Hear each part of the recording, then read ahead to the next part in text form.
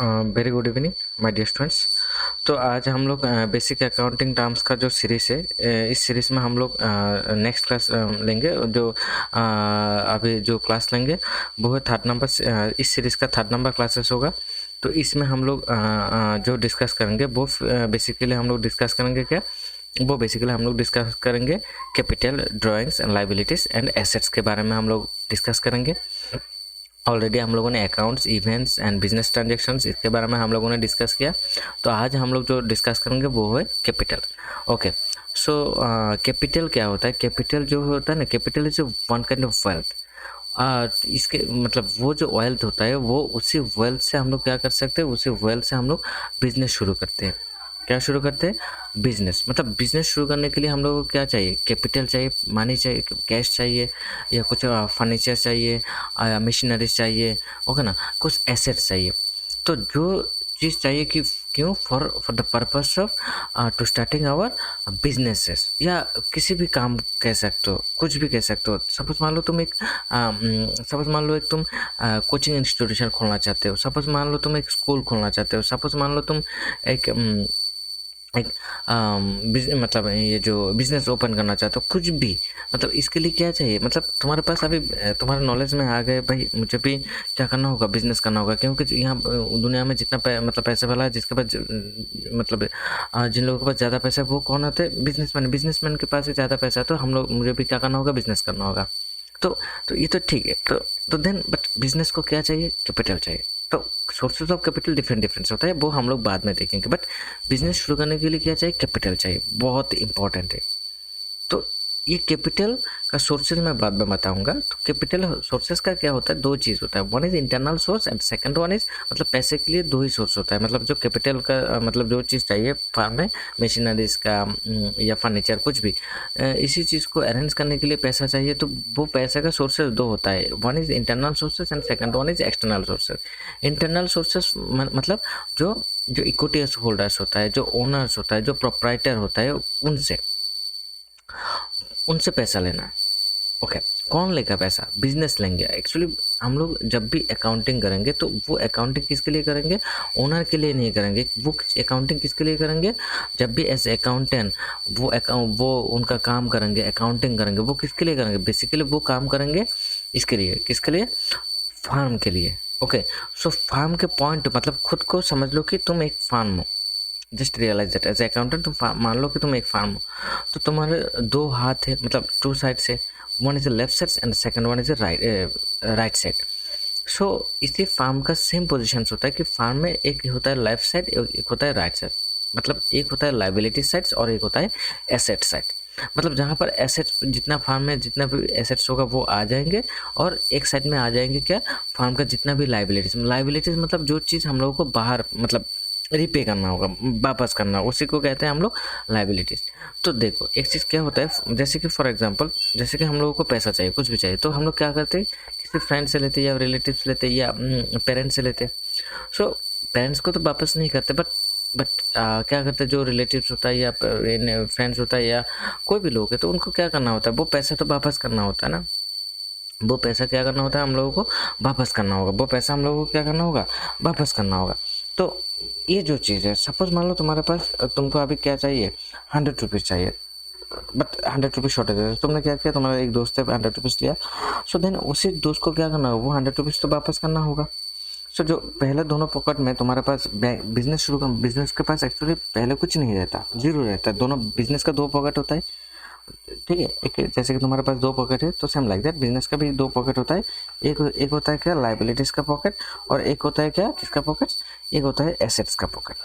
दो पॉकेट्स होता है। दोनों पॉकेट में, ये जो दोनों पॉकेट है, जीरो जीरो बैलेंस है।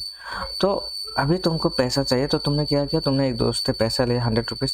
तो तुमने कैसा प्रॉमिस किया, मतलब क्या किया कि भाई, बोला कि भाई मैं बाद में पैसा वापस कर दूंगा। मतलब तुम वापस कर दोगे, तो इसके लिए वो हो जाएगा क्या? लाइबिलिटीज। ये तुम्हारे लिए क्या हो गया? एक लाइबिलिटीज है। मतलब ये इस चीज़ को याद रखना होगा कि भाई लाइबिलिटीज क्या है। अभी ये जो बिजनेस के पास तो पैसा नहीं रहता, तो बिजनेस क्या करते हैं? बिजनेस जो हम लोग तो ओनर है ना, हम लोग क्या करेंगे? बिजनेस के लिए हम लोग पैसा देंगे, एज ए इन्वेस्ट करेंगे। But question is that business के पास तो कुछ नहीं रहता।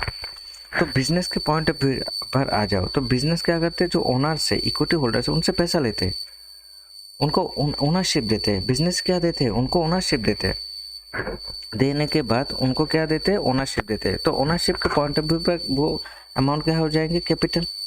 ओके, एंड देन और एक चीज़ क्या होता है, जो मतलब जो ओनर से उनसे वो पैसा लिया, उसी वो पैसा क्या हो जाएंगे, वो एसेट्स, मतलब वो जो कैश है वो कैश जो वो है वो कहाँ आ जाएंगे, एसेट साइड पर।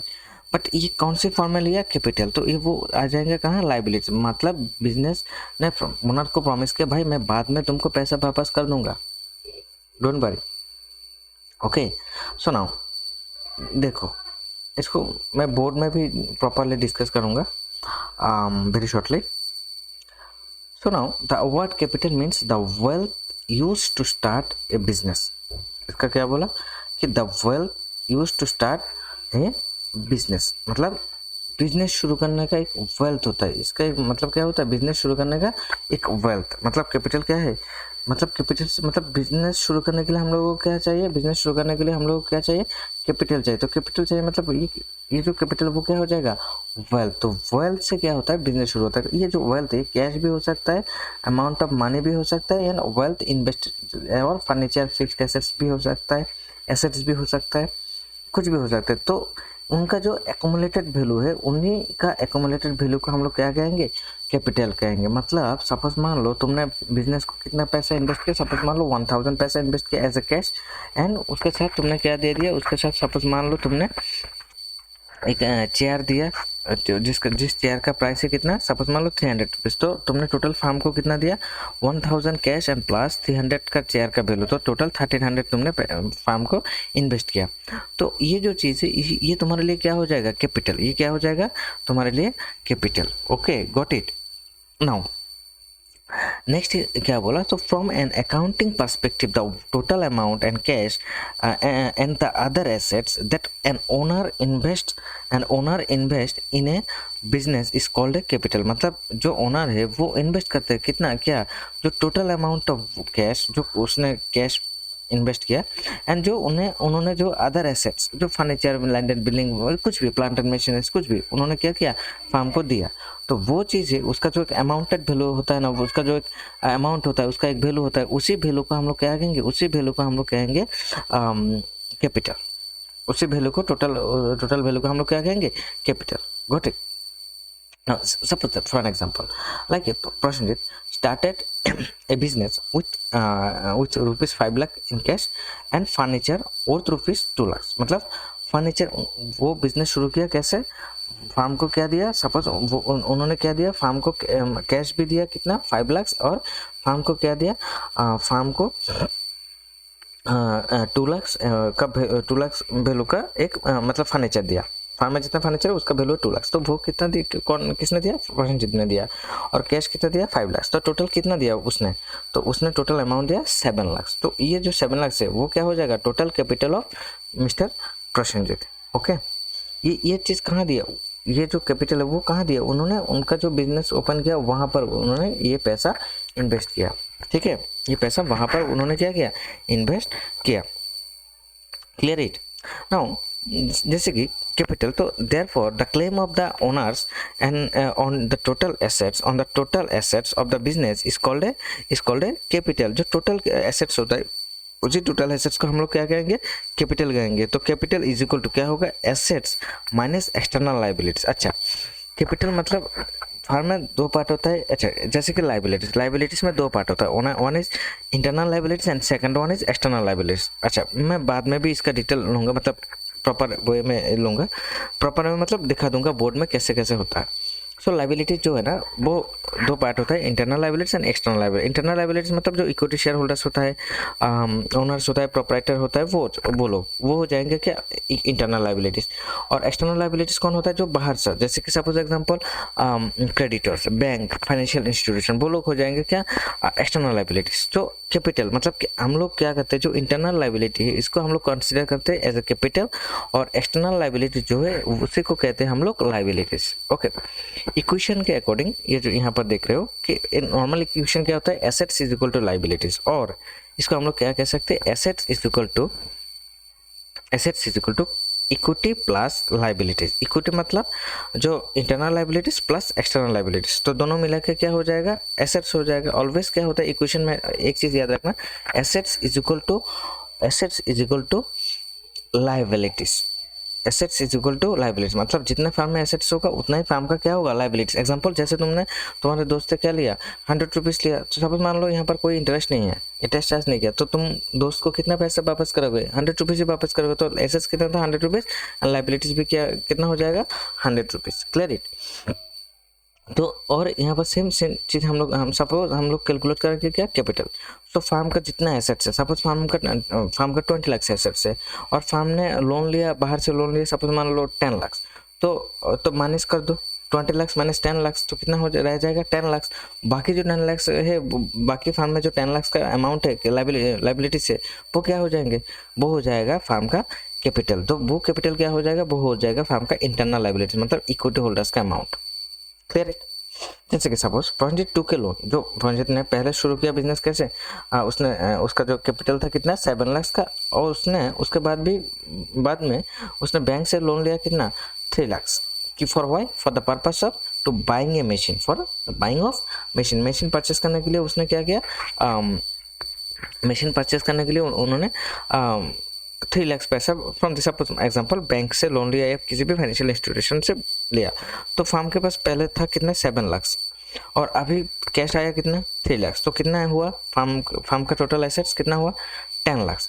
और उसमें से एक्सटर्नल डेट कितना है, मतलब बाहर से कितना लिया, बाहर से लिया 3 लाख, वही 3 लाख जो लोन लिया, वही 3 लाख।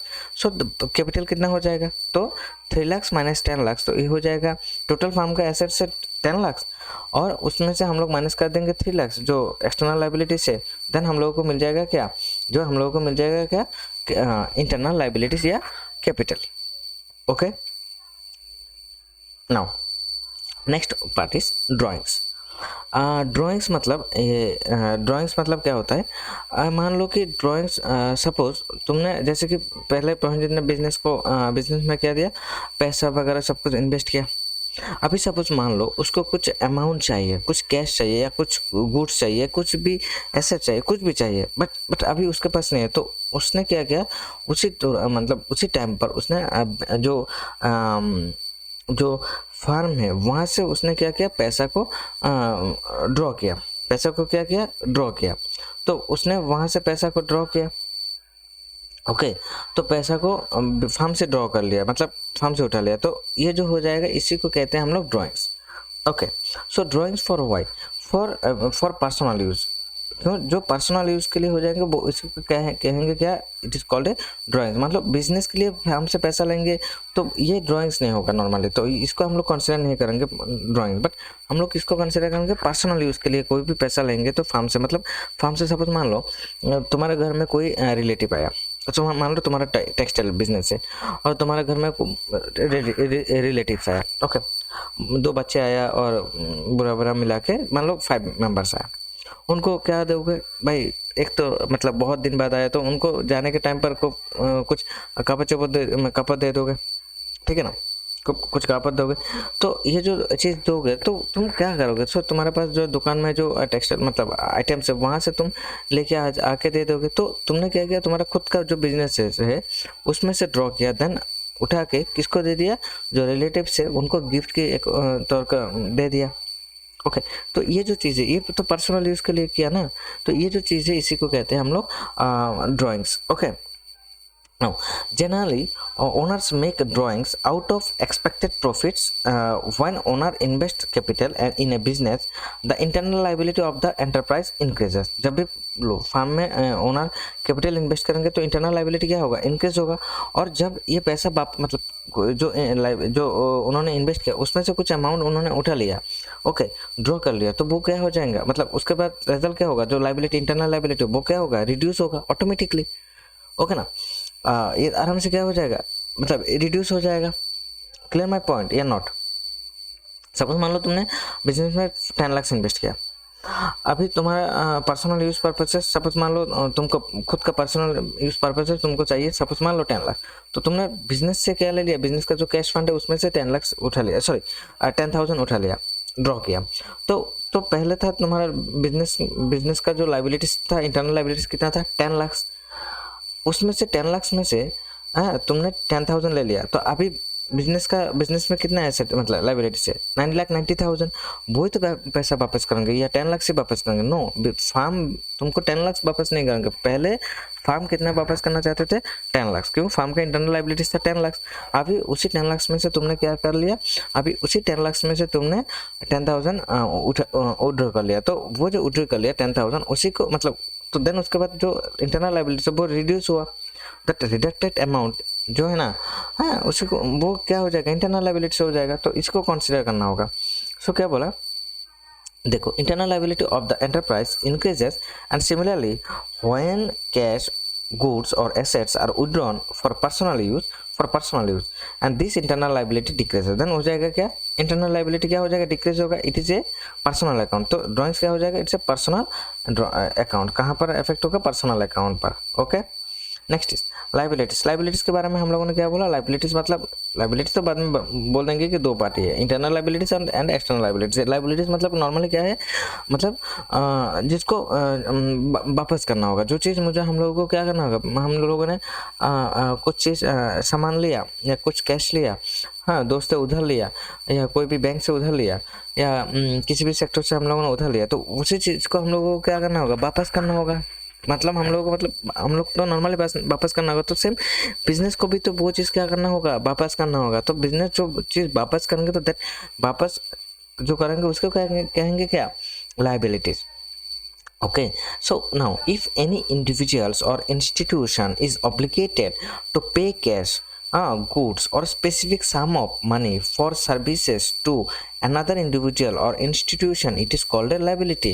मतलब जो मतलब obligated रहता है, मतलब to pay cash for why, for the purpose of services or goods or assets or some specific sum of money, कुछ भी हो सकता है, मतलब कुछ भी चीज़ हम लोगों को क्या करना होगा, वापस करना होगा, मतलब वापस करना होता है तो ऑब्लिगेटेड होता रहता है, तो देन ये चीज़ हो जाएगा क्या, लाइबिलिटीज। जैसे कि सपोज मान लो तुमने तुम्हारा दोस्त से क्या लिया, 100 रुपीज़ उधार लिया, उसको वो 100 रुपीज़ क्या करना होगा, वापस करना होगा, तो जो वापस करोगे तो उसी को क्या आएंगे, क्या, liabilities. Clear it. So professor G.D. Roy has treated credit is a promise, मतलब हमने प्रॉमिस किया, तुमने दोस्त को क्या किया, प्रॉमिस किया, भाई मुझे यहाँ पे 100 रुपीज़ दो, मैं बाद में तुमको 100 रुपीज़ दे दूंगा, मतलब एक प्रॉमिस किया। And this promise is a commitment to provide cash, goods or services to a specific person ना, तुमने प्रॉमिस किया, एक कमिटमेंट बना यहाँ पर, तो उसी के अकॉर्डिंग तुमने पैसा लिया और उसी के अकॉर्डिंग उसी जो कमिटमेंट दिया, उसी जो प्रॉमिस के उसी कमिटमेंट के ऊपर तुमको क्या करना होगा, वो पैसा वापस करना होगा। तो जब वापस करने का इशू आ जाएगा, मतलब टॉपिक आ जाएगा, तो वो हो जाएगा क्या, liabilities. Clear it. Okay, so therefore when an individual or institution becomes bound to pay money or provide goods or services in exchange for a loan or debt, it is called a liability। Got it? मतलब वो लोग bound हो गए ना, मतलब वो जो individuals है या वो जो इंस्टीट्यूशन है या ऑर्गेनाइजेशन है, वो क्या है, बाउंड टू पे, मतलब वो बाउंडेड हो गए, मतलब पे करना। सो मनी और कुछ भी प्रोवाइड गुड्स और services in exchange for loan, जो पैसा उन्होंने लिया, लोन लिया या कुछ भी डेट लिया या कुछ भी क्रेडिट लिया, वो पैसा वो चीज़ वापस करेंगे, तो वो जो चीज़ वापस करेंगे उसी को कहेंगे हम लोग क्या, liability. Okay, for example creditors, capital, bills payable जो होता है, इसी ये क्या हो जाएगा, ये हो जाएगा क्या, ये हो जाएगा लाइबिलिटी। जैसे कि क्रेडिटर्स, मतलब तुमने किसी से क्रेडिट लिया, मतलब किसी से क्या लिया, क्रेडिट लिया, उधर लिया, ओके, उसको पैसा वापस नहीं किया, वो तुम्हारे लिए क्या हो जाएंगे, क्रेडिटर्स। ओके, कैपिटल, जैसे कि मतलब तुम as a owner, equity holders, तुमने फार्म को क्या दिया, मतलब कैपिटल इंट्रोड्यूस किया, तो फार्म को तो वो चीज़ वापस करना होगा। Okay, you and firm both are separated in this case. याद रखना ऑलवेज कि बिजनेस में क्या होता है, business and owner both are, वो लोग दोनों क्या है, सेपरेटेड है। ओके, तो फार्म पे करेंगे। अच्छा, इसका बहुत सारे रूल्स एंड रेगुलेशन हम लोग को देखना होगा, ठीक है। कुछ सेक्टर्स में हम लोग इसको अलग कर सकते, कुछ सेक्टर्स में हम लोग अलग नहीं कर पाएंगे, उसको भी देखेंगे हम लोग जाके बाद में। बट एक चीज़ याद रखो, business and owner both are, उन दोनों को क्या करना होगा, अलग अलग रखना होगा। ओके जैसे कि बिल्स पेबल क्या होता है, सपोज मान लो ये कहाँ पर मतलब कहाँ कैसे होता है बिल्स रिसीवेबल क्या कैसे होता है, जब भी क्रेडिट में सेल्स होता है या क्रेडिट में परचेज होता है उस टाइम पर। तो मान लो example, just for an example, तुमने क्या किया, तुमने किसी से उधार लिया या कुछ सामान परचेस किया, ओके उसको पैसा वापस नहीं किया, तो देन उसने उसको तुमने एक बिल मतलब एक बिल मतलब एक प्रोमिसरी नोट की तरह तुमने एक सपोज मान लो एक बिल दे दिया उसको, बोला कि भाई उस दिन मिल जाएगा, इसमें एक डेट वगैरह दे, लाइक एग्जांपल चेक की तरह तुमने उसको दे दिया एक चेक, ओके उस चेक में अमाउंट वगैरह दे के डेट दे के सिग्नेचर करके दे दिया। वो सपोज मान लो आफ्टर 2 मंथ्स, सपोज आज जो भी डेट है उसका 2 महीने बाद तुमने क्या कर दिया, उसको बोला कि भाई उस 2 महीने बाद इस डेट पर जाके तुम पैसा बैंक से उठा लेना या मैं तुमको पैसा वापस मतलब दे दूंगा। तुमने एक नोट दे के रखा, एक बिल दे के रखा। तो ये जो बिल्स है इसी चीज़ को मतलब ये क्या है, एक सिक्योरिटी है। ओके मतलब ये क्या, ये तुमने ऑलरेडी दे दिया, मतलब तुमने किसी को और को दे दिया। जैसे कि सपोज मान लो तुमने किसी को चेक दे दिया, बोला कि 2 महीने बाद तुम बैंक से उठा लेना पैसा, मैं 2 महीने बाद तुमको ये पैसा दे दूंगा। Okay clear it. सो वो लाइक सेम लाइक, तो तुमने जो मतलब किसी से क्रेडिट लिया, उसको पैसा नहीं दिया, तुमने बोला कि भाई बाद में मैं दे दूंगा, तो उन्होंने बोला कुछ दे के जाओ, प्रूफ वगैरह या चेक वगैरह दे के जाओ, मैं बाद में उठा लूंगा, तो देन तुमने दे दिया। तो यहाँ पर एक क्या हुआ, पैसा अभी तक नहीं गया ना, तो ये लाइबिलिटी रह गया।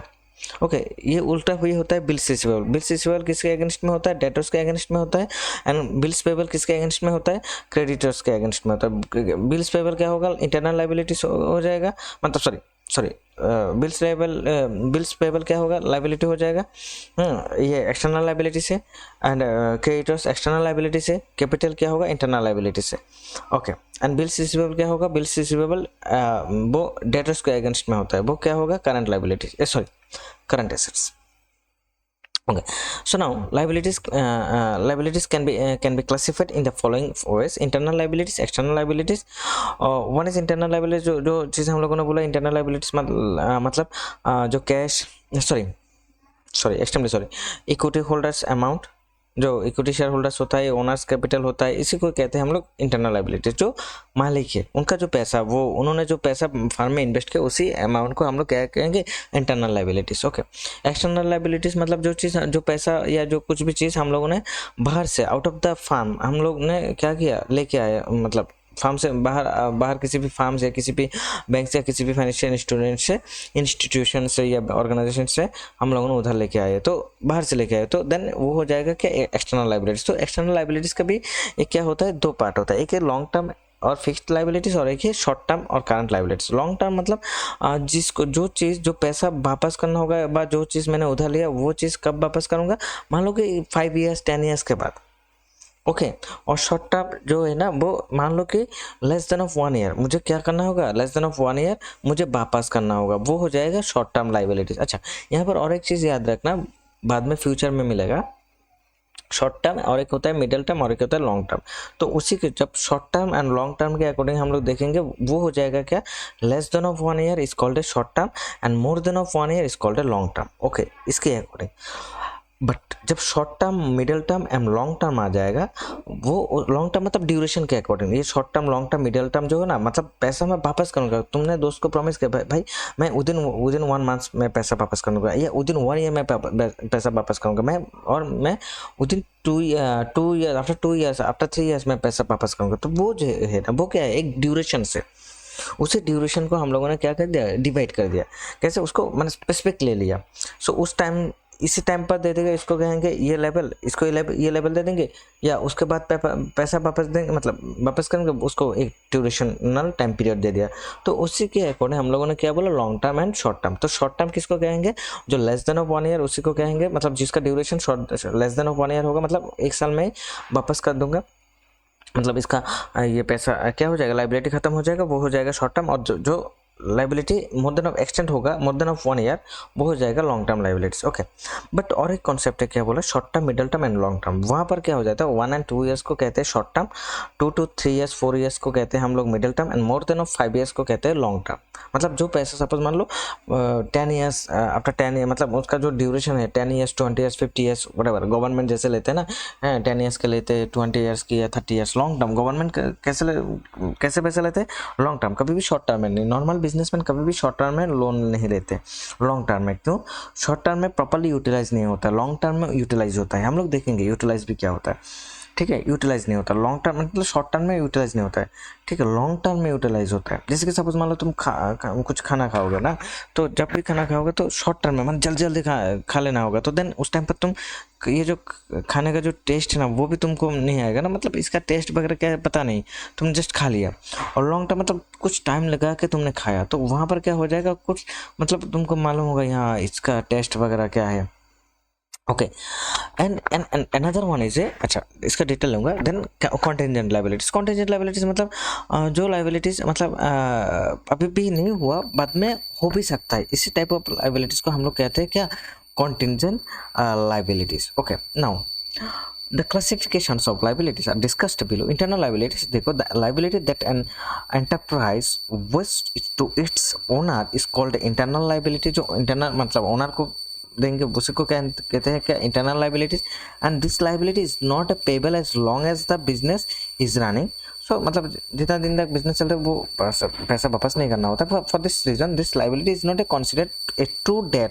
इसको डेट हम लोग कंसिडर नहीं करते, but in the strict sense normally ना मेरा बिजनेस है तो मुझे तो अभी पैसा मतलब ये कैपिटल बिजनेस वापस नहीं करना होगा, बट बिजनेस किसको पैसा वापस करेंगे, बिजनेस पैसा वापस करेंगे जो एक्सटर्नल लाइबिलिटीज होता है, ठीक है ना। Owner equity holder sorry creditors जो बैंक फाइनेंशियल इंस्टीट्यूशन उनको पैसा क्या करना होगा, उन लोगों को तो पैसा वापस करना होगा। उनका लाइबिलिटी मतलब उनका जो भी उनसे जो भी चीज़ लिया वो चीज़ वापस करना होगा, ठीक है ना। वो हो जाएगा external liability. So internal liability मेरा बिजनेस है, मैं जितना दिन तक मेरा बिजनेस चलेगा 10 years 20 years 30 years 40 years 50 years what ever, हाँ जितना ड्यूरेशन तक चलेगा उतना चलते रहेगा। Okay, so this liability is actually the owner's claim or equity over the enterprise। मतलब फार्म का जो ओनर का जो क्या होता है, फार्म का ओनर का एक इक्विटी होता है, उसका शेयर होता है, उसका परसेंटेज होता है उसका, ओके ना, वो चीज़। सो जो for an example capital reserve हम लोगों ने बोला ये अनडिस्ट्रीब्यूटेड प्रॉफिट। कुछ पैसा हम लोगों ने क्या नहीं किया, अनडिस्ट्रीब्यूटेड प्रॉफिट मतलब जो प्रॉफिट हुआ उसको पूरी बाबा हम लोगों ने क्या नहीं किया, डिस्ट्रीब्यूट नहीं किया। ओके, सपोज मान लो मेरा प्रॉफिट हुआ कितना 10 लाख, उसमें से मैंने प्रॉफिट जस्ट डिस्ट्रीब्यूट किया कितना, सपोज मान लो 8 लाख, और अनडिस्ट्रीब्यूट कितना रख दिया 2 लाख। क्यों? For the future purposes. Okay, for the future purpose. Reserve same, reserve के बारे में भी हम लोगों ने बोला। रिजर्व मतलब क्या होता है, मतलब मुझे पैसा मतलब हम लोगों का जितना भी प्रॉफिट हो रहा है उसके लिए सम ऑफ अमाउंट हम लोग रख दे रहे हैं, क्यों, for future purposes, for emergency purpose. Suppose emergency for an example, suppose मान लो किसी का मेडिक्लेम हुआ, कोई एम्प्लॉयज किसी का वो मशीन चला था उसका क्या हुआ, एक्सीडेंट हो गया, तो उसी एक्सीडेंट के टाइम पर उसको सपोज मान लो हाथ टूट गया, ओके सपोज वन एग्जाम्पल, तो वो उसका जो इमरजेंसी पर्पसेस है ना, उसको ट्रीटमेंट है ना, उसका जो हॉस्पिटलिटी है, उसका जो हेल्थ केयर नेस है, सब कुछ वो उसके लिए क्या चाहिए, मतलब अमाउंट चाहिए। तो उसी टाइम पर तुम कैसे पैसा, सपोज मान लो तुमने पूरा पैसा इन्वेस्ट कर दिया, तो उसको कैसे मतलब कॉम्पनसेशन दोगे। तो देन उस टाइम पर एम्प्लॉयज़ को चलाने के लिए क्या करना होगा, मतलब उसका जो हेल्थ है ट्रीटमेंट है या उसका जो पूरी हॉस्पिटलिटी है वो कैसे करोगे, तो देन सर्विस कैसे दोगे उसको, तो जो कुछ ना कुछ तो देना होगा। तो कैसे दोगे, तो तुम्हारे पास जो रिजर्व रहेगा उसी रिजर्व से दे सकते हो ना, ठीक है ना। हम लोग भी घर में भी हम लोग पैसा वगैरह कुछ सम ऑफ अमाउंट क्या करते हैं, रख देते हैं, जितना भी इनकम करते हैं सम ऑफ अमाउंट हम लोग रखते हैं। तो ये क्या होता है, क्यों रखते हैं रिजर्व। देखना हर घर में छोटा छोटा ये कुछ मिट्टी का ये होता है, तो वहाँ पर हम लोगों ने जो हर रोज़ कुछ पैसा सपोज मान लो 10 रुपीज़ 2 रुपीज़ 5 रुपीज़ हम लोग रखते हैं। तो जब ये पूरा हो जाता है देन इसको हम लोग तोड़ देते हैं, ठीक है ना। तो वो क्या है, वन काइंड ऑफ हम लोगों का एक रिजर्व है ना, फ्यूचर में हम लोग को बहुत हेल्प देते हैं, वो हो जाएगा reserve. Next is external liability, जो बाहर का लाइबिलिटीज है, जैसे कि the liabilities that a business owes to any person और institution outside of the owners. Outside मतलब ओनर्स के बाहर जिसको देना होगा वो उसी को कहेंगे क्या, एक्सटर्नल, उसी चीज़ को कहेंगे external liability. Okay, for an example creditors, for an example क्या, क्रेडिटर्स, डिवेंचर्स। अच्छा डिवेंचर्स क्या होता है, मतलब मान लो डिवेंचर्स एक होता है एक पेपर, मतलब ये कंपनी वगैरह गवर्नमेंट वगैरह करते हैं, जैसे कि उन लोगों ने क्या किया, सपोज मान लो उनको पैसा चाहिए तो शेयर बेचा, सब कुछ बेचा, देन उनको पैसा चाहिए तो देन उन लोगों ने क्या बेचा, डिवेंचर बेचा। ये मतलब वन काइंड ऑफ एक पेपर है, उसी पेपर को बेचा, उसी पेपर को बेच के मार्केट से पैसा लिया। ओके, तो ये जो चीज़ है ना, इसको इसी पेपर को हम लोग कहते हैं डिवेंचर्स। मतलब उसको ये पेपर को एक वन काइंड ऑफ पेपर, ये लीगल पेपर होता है, इसको बनाना होता है। लीगल पेपर को मार्केट में बेच रहा है, तो बेचने के बाद वहाँ से क्या होता है, बेच के वहाँ से पैसा ले रहा है। मतलब ये इस जो भी पेपर है उस पेपर का वैल्यू कितना है, सपोज मान लो कुछ पैसा उस पेपर का वैल्यू होता है, वही वैल्यू का वो उसको हम लोग क्या कहते हैं, बाहर से लेके आते ऐसे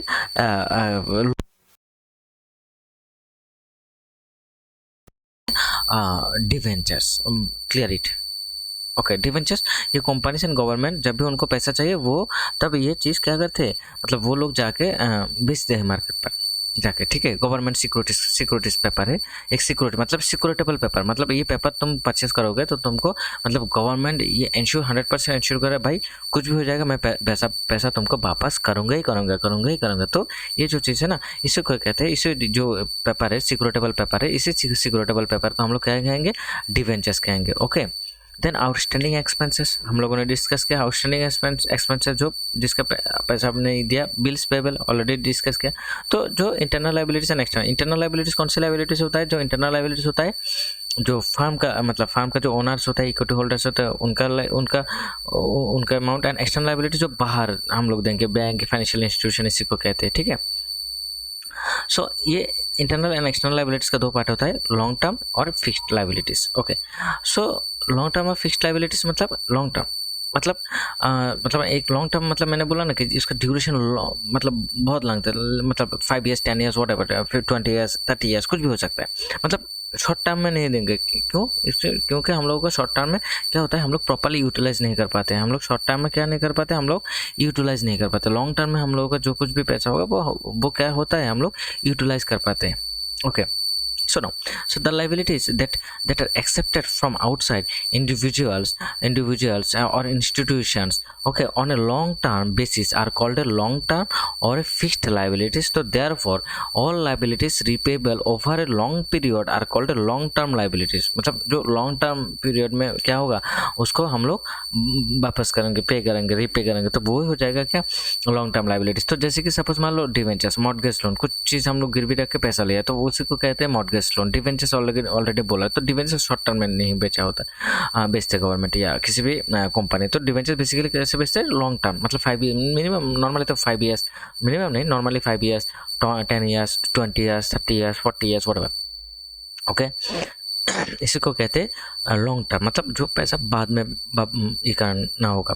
देन इज शॉर्ट टर्म मतलब जो जिसका duration less than of 1 year होता है। So the liabilities that are accepted from outside individuals और institution on a short term on a short term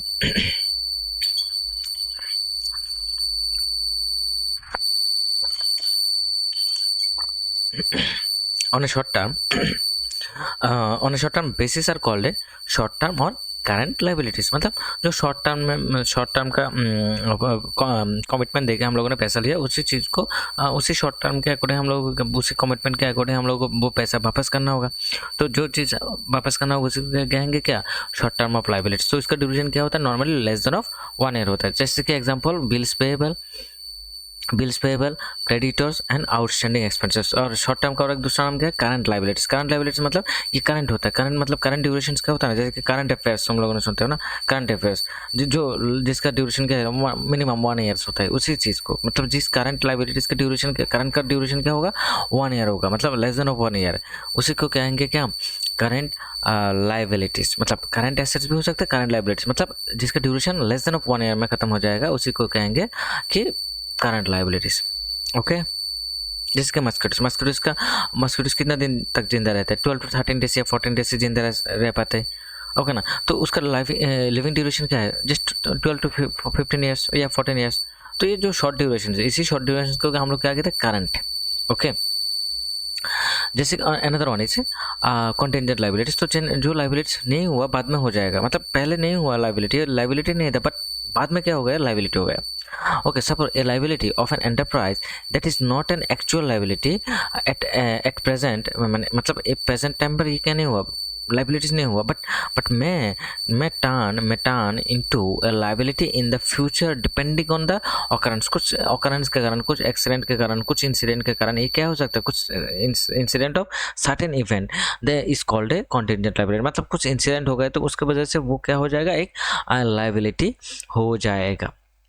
okay, वो क्या हो जाएगा, लाइबिलिटी हो जाएगा। मतलब पहले लाइबिलिटी नहीं था, बट कुछ ऐसा इंसिडेंट हो गया, देन उसके बाद क्या हो गया, वो लाइबिलिटी हो गया। जैसे कि सपोज मान लो, so a bill of exchange discounted from a bank, but if the bill is dishonoured a liability will be created.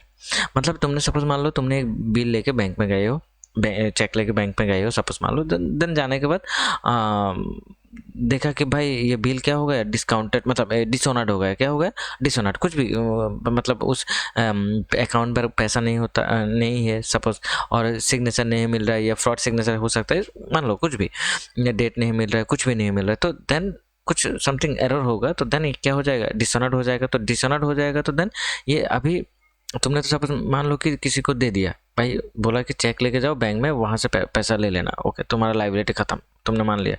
But जब वो जो पर्सन से उसने वो चेक लेके बैंक में गए, देन बैंक में जाने के बाद उसको वो चेक क्या हो गया, सपोज मान लो डिसऑनर्ड हो गया। क्यों, उससे तुम्हारे अकाउंट में पैसा नहीं था, या सिग्नेचर नहीं मिल रहा है, या डेट का इशू हो रहा है, या कुछ भी अदर्स इशू हो रहा है, तो देन वो चेक क्या हो गया, डिसऑनर्ड। तो उसके वजह से तो जो लाइबिलिटी पहले खत्म हो गया था, नाउ अब फिर से अगेन क्या हो जाएगा, ये लाइबिलिटी अगेन शुरू हो जाएगा। तो इस टाइप ऑफ लाइबिलिटी को क्या कहते हैं हम लोग, कॉन्टिजेंट लाइबिलिटीज। ओके ओके, सो नहीं, इतना तक ही हम लोग लेंगे। नेक्स्ट जो वीडियो होगा, नेक्स्ट जो क्लासेस होगा, वहाँ पर हम लोग एसेट्स एंड और वगैरह वगैरह जो एसेट्स है इसके बारे में हम लोग देखेंगे। Okay, thank you. तो नेक्स्ट क्लास में रहना। Okay okay.